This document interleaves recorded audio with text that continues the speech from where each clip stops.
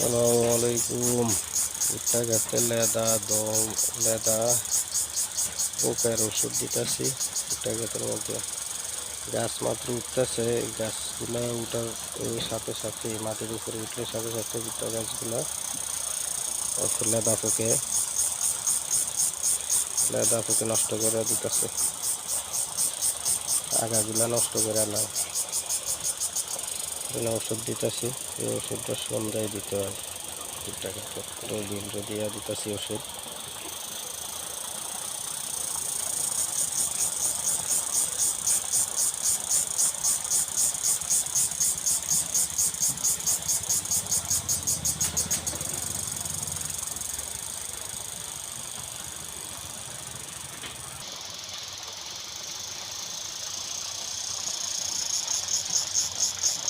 শেষ ওষুধ